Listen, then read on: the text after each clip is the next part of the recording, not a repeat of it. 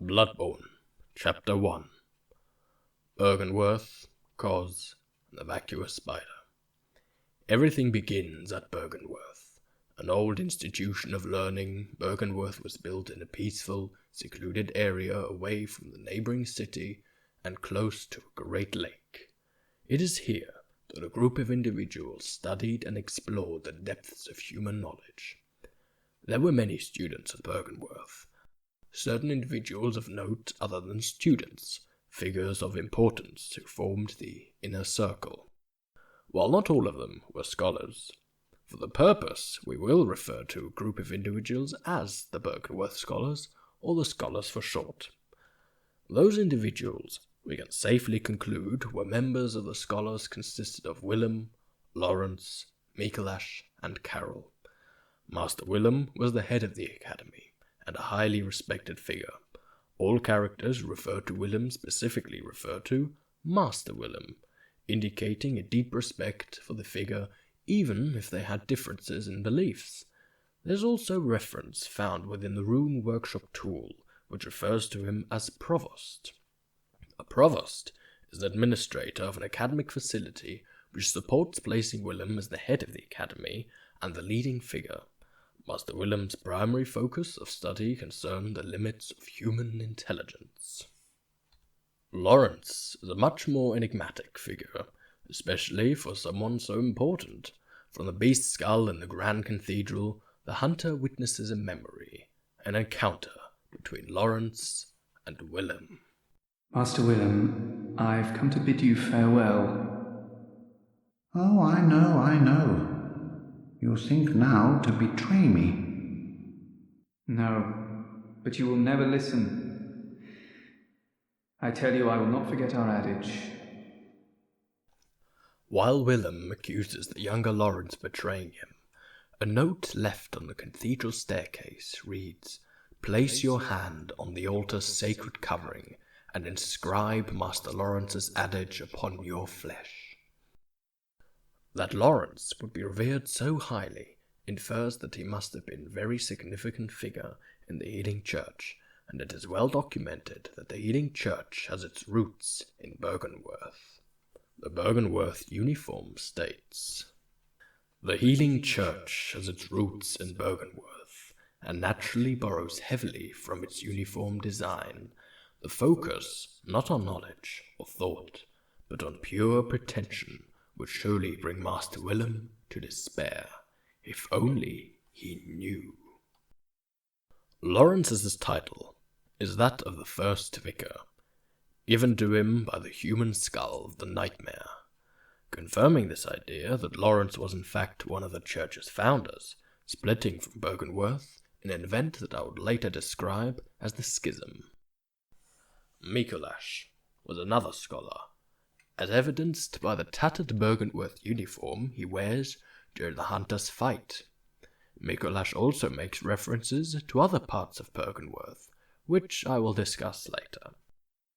Carol was a genius runesmith who through unknown methods could listen to the scratchings and utterings of the Great Ones. While she could not understand the inhuman words they spoke, she managed to etch them into visual symbols that could be identified. The Rune Workshop tool describes Carol as Runesmith Carol, student of Bergenworth, transcribed the inhuman utterings of the Great Ones into what are now called Carol runes. There are also two individuals who have been a member of the Scholars, German and Maria. German was most assuredly an acquaintance of both Lawrence and Willem. After the hunter defeats Rom, the vacuous spider, they can find German whimpering in his sleep.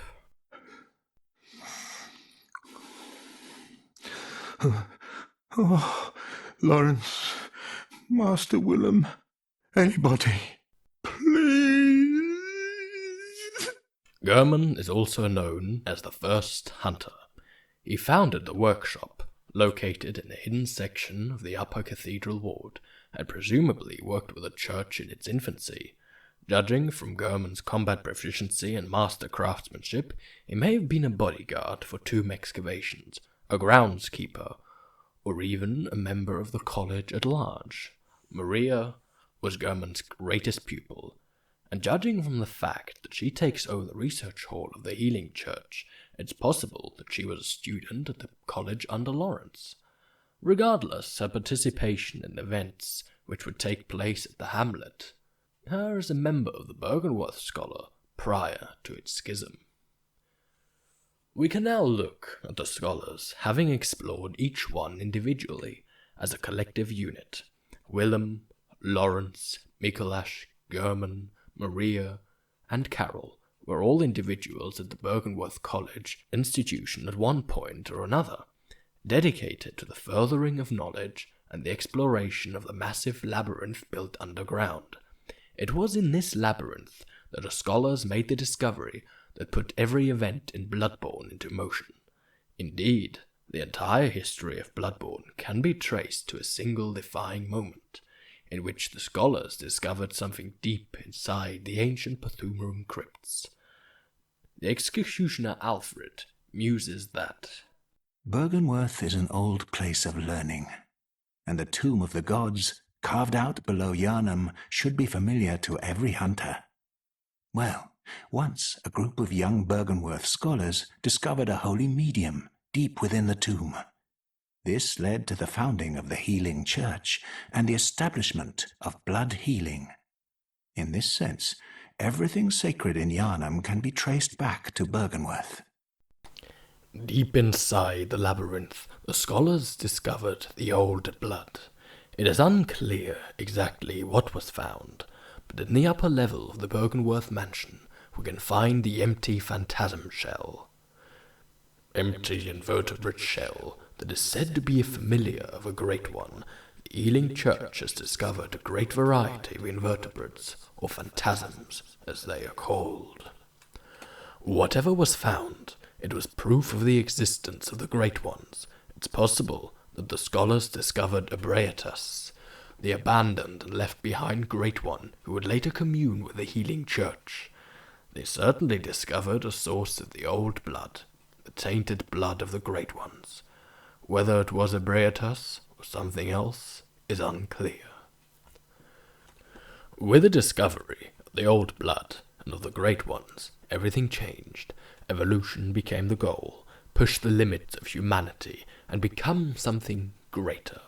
Ascend to the level of the Great Ones to push humanity into its next stage. A scribbled note found in the Nightmare Lecture Hall reads, Master Willem was right. Evolution without courage will be the ruin of our race.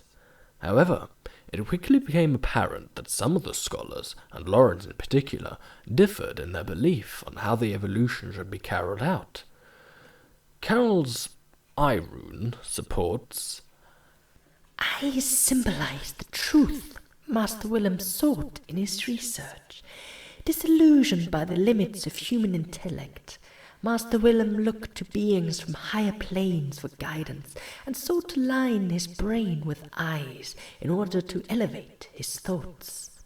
However, Carol's metamorphosis rune, the discovery of old blood made their dream of evolution a reality. Metamorphosis and the excess and deviation that followed was only the beginning. There are two different resources that the hunter collects during that time within the world, blood echoes and insight. The echoes is a method in which the hunter gains power, while insight is the method in which the hunter gains knowledge. While some at Bergenworth believed that knowledge and understanding of the Great Ones and the higher planes of existence would lead to humanity's uplifting, others believed that it was through the imbuing and fusing with the old blood that would lead to humanity's ascension. This was a concept and a theme to everything that Willem stood for. Fear the old blood. These two fundamentally opposed philosophies would lead to the Bergenworth Schism, but there's another piece of the puzzle. Upon entering the fishing hamlet in the hunter's nightmare, the hunter is greeted by a fishkin, muttering to himself, Bergenworth, blood-crazed murderers, Blasphemous fiends! If the hunter is wearing the milkweed rune, then the kin would accept him. Give them the accursed brew, a skull which states, skull of local, from violated fishing village. The inside of the skull was forcibly searched for eyes, as evidence by innumerable scratches and indentations. Whatever happened in the fishing hamlet must have had to do with Cos, the Great One, found at the end of the area. Cos is apparently dead, and while the hunter battles her orphan, the Great One is long since passed. Other than the mutterings of the fishkin, there's only one other reference to Cos, that of Mikolash, in his commune with the cosmos. Ah, Cos. Or some say Cosm. Do you hear our prayers, as you once did for the vacuous Rom? And thus brings us to Rom. As the encounters is a large creature who is found at the bottom of the moonside lake of Bergenworth. Rom's title is that of the vacuous spider, and it is shown to be relatively weak. Rom's only real strength comes from the spiderkin she can spawn to defend herself. Other than that, she is barely capable of defending herself, either through careless hurling shards of energy or thrashing wildly at her enemy. When the hunter encounters Rom, it is the defining moment in which the story goes from a narrative of hunting beasts to a sudden understanding that we have barely even scratched the surface of much darker truth. But Rom is not fully Great One. Mikolash, in his communing with the gods, as he muttered, as you once did for the vacuous Rom, grant us eyes, grant us eyes, plant eyes on our brains to cleanse our beastly idiocy. Rom was not always a great one. Eyes planted on her brain to cleanse her idiocy, Rome ascended to become one. Vacuous is defined as having or showing a lack of thought, intelligence, therefore being a mindless creature. Where does Rom come from? Who is she? What is her relation to the great dead one, Cos? In Bergenworth, Master Willem and his students toiled away to evacuate and excavate the Bthumrum labyrinth underground, studying their gods and exploiting their depths of human intellect. The Bergenworth scholars made two major breakthroughs in their study. Their first major discovery was the old blood, specifically the blood of Great One. It's possible that this Great One was a Breatus, as in the Bergenworth lecture hall we can discover the auger of Breatus, and we also find an empty phantasm shell in the upper chamber of the Bergenworth mansion. The second great discovery was Cos. And having initially believed the Bergenworth scholars had killed Cos, it is apparent now that the Cos parasite, which was in the carcass of Cos, which washed up on the coast, its insides were teeming with tiny parasites, unlike any found in humans. The argument was this, that gave evidence to the fact that Cos had actually been dead prior to the encounter with Bergenworth, having washed up on the coast of the fishing village. Unsure about this conclusion and how to decide what is more accurate, it becomes clear with Lady Maria. Her words, now that we have seen the entire picture, made much more sense. A corpse should be left well alone. Oh, I know very well how the secrets beckon so sweetly. The first encounter with Maria had naturally assumed she was talking about her own corpse. Now that we had seen what lay beyond very care, everything fell into place. As we wandered around the fishing hamlet, taking a look at its design and features, came to a new conclusion. Look at how the kin of the hamlet throw their harpoons, how the giants wield massive anchors, how the wrecks of mighty vessels line the coast. This isn't some quaint fishing village. It's a whaling town. Prior to this, many hunters had noted the strange masts sticking out of the water in the nightmare frontier. How couldn't he see the origins of these vessels, the hamlet? The villagers must have sighted the Great One Cos in the sea one day, rising up and taking arms to kill what they must have been perceived as a monster. They hunted and killed her, losing many of their whaling ships in the process, but inevitably returning home victorious, having sent the creature back to the sea. But one day, the corpse of the dead Great One washed ashore. When the villagers investigated the corpse, they found it teeming with the parasites, which soon infected and took over the minds and bodies of the villagers, transforming them into kin that we encounter them as we see. Inevitably, word reached Bergenworth of the dead god on the Hamlet. They sent 2 individuals to investigate, German and Maria. German with a scythe, walking to the Hamlet, and we find the Rakio, Maria's weapon. German, the first hunter, travelled along with his greatest pupil, Maria, to the Hamlet and butchered the kin. The skulls were split open in search of eyes. The first hunters carved a path towards the corpse of Cos. It is there that their greatest blasphemy was committed.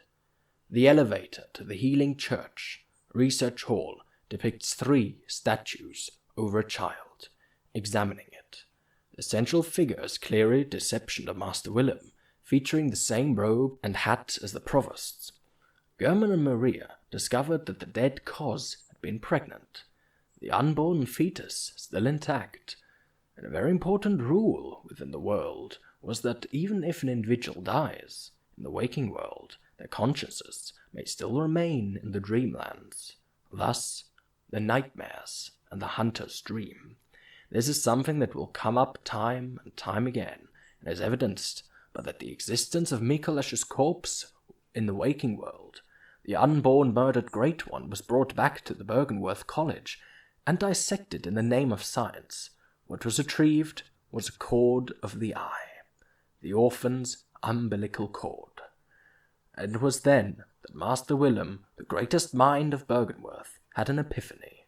Willem is quoted in description of the Great One's wisdom as having stated, "We are thinking on the basis of planes. What we need are more eyes."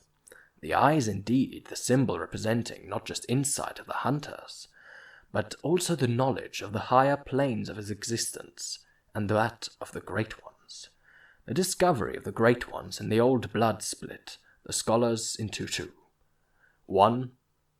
We have the Loyalists, led by Master Willem. The Loyalists believed in evolution through eyes, the accumulation of insight would let humanity ascend.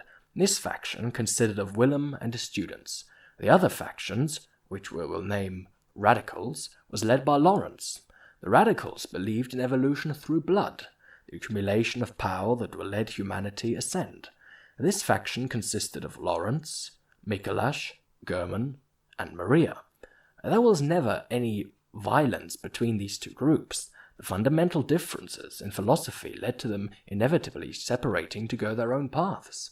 While the Loyalists remained at Bergenworth, the Radicals founded the Healing Church in the pursuit of further spreading their knowledge of the old blood. This schism was not also purely among the scholars, but also among the student populace, which many leaving along with the Radicals. With the Healing Church founding and flourishing, Willem and the remaining Loyalists were no doubt concerned with the growing power and the threat they posed. The Loyalists were fully aware that the actions of the Healing Church in their use of the old blood would lead to the spread of the scourge. While the Healing Church spread throughout Yharnam, Willem and the remaining Loyalists got to work on their own research. This is where things get fuzzy. As there is very little information available on this crucial point in time, we can, however, see the results of the Loyalists' research. Yusefka, or rather, Yusefka's impostor, after the blood moon has risen. Killing her will make her drop a cord of the eye, which states, Provost Willem stored the cord in order to elevate his being and thoughts to those of a Great One, by lining his brain with eyes, the only choice he knew if man were to ever match their greatness. When the hunter first encounters and enters Bergenworth Mansion, they encounter on the 2nd floor a hunter named Yuri, who appears to be a member of the choir, the highest-ranking members of the Healing Church. Yuri wields a call beyond the choir's ultimate weapon, and wears the blindfold cap and the attire of a choir member.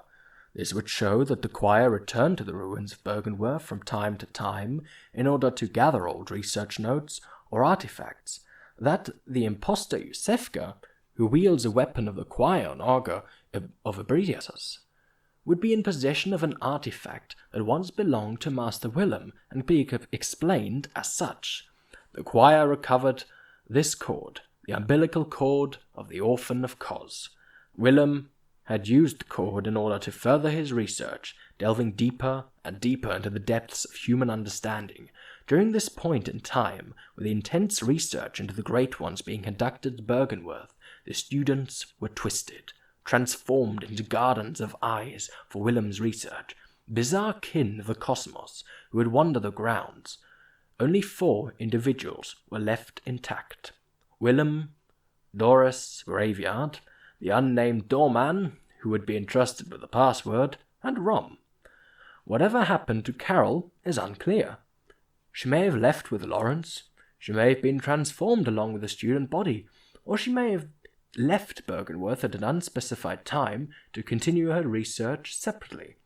However, thanks to Carol's transcriptions of the inhuman uttering of the Great Ones, the Loyalists learned of the importance and the power that held great bodies of water. If we take a look at any of the lake or sea runes, we can find the description. Great volumes of water served as a bulwark guarding sleep, an augur of the eldritch truth. Overcome this hindrance, and seek what is yours. This even matches the mechanics in which runes representing water provide defense and resistance. A grand lake of mud, hidden now from sight, is what Mikolash said. Master Willem's last great ritual ascended Rom into that of a newly formed Great One, placed at the bottom of the Moonside Lake. Rom's empty mind served as a shield for our physical plane, protected by the great body of water. It prevented the beckoning of the moon presence, by Lawrence's healing church. With this knowledge and understanding of the Great Ones, Willem was able to use the Orphan's cord to rebirth a new Great One and line up Rain with eyes, using her as a living bulwark to steal and seal away the Great Ones, the Nightmare, and the Blood Moon. But where did she come from? We have already determined that the word vacuous means empty or mindless. This can be very easily attributed to a simpleton or to a brain-dead being. Rom, however, certainly does not seem to be brain-dead. While she is weak, and she most certainly attempts to defend herself in the meager ways she has, but that in itself is quite interesting, not very striking. However, specifics of these responses were unexpected, because we like her. There's some oddly cute aspects to her moves, and there is another type of being that is blank and empty. As the human beings are born, a blank slate, empty beings that are given shape by our experiences, a being that can be described as being cute, weak, helpless, and empty of thoughts, lacking of experience, an infant. And from this, the babies that are treated as special in one way or the other, offered as lures to the Great Ones. The Great Ones all lost their children because of their positions, and as a result they're attracted to these special babies. The babies are one way of calling them. The hunter can find a note in Yargul, left by a dead hunter, which reads, "Nightmarish rituals crave a newborn. Find one and silence its harrowing cry." The first instinct of the hunter is to associate this with the school of Menses. They must be using some child to perform a ritual, but Mikolash and his students are only following in the footsteps of Master Willem, trying to reproduce the success of the Loyalists of Bergenworth. Ah, Cos. Or some say Cosm. Do you hear our prayers, as you once did for the vacuous Rom? Grant us eyes, grant us eyes. Plant eyes on our brains to cleanse our beastly idiocy. We've heard this before. But Rom is not a great one. In fact, causes understandable confusion in that it refers to many different species, factions, and groups as belonging to the singular group, the Great Ones. But the kin, ascended mortals who bleed a clear serum, are not fully fledged, complete, and whole Great Ones like the Moon Presence, the Wet Nurse, or the Orphan. They are merely kin of the cosmos. Killing Rom does not drop a Great One cold blood. Killing Rom drops a kin cold blood. Rom, daughter of Willem. Either literally or metaphorically, born from the fruits of his research and used to ascend. Look at the way she moves, desperately backing away from the hunter. She seems almost infantile. Unlike the rest of the kin that encountered Rom, has no natural defense or mechanics other than her ability to manipulate energy. She doesn't look like a spider at all. She looks like a caterpillar. The infant form of a butterfly, one that may have become beautiful.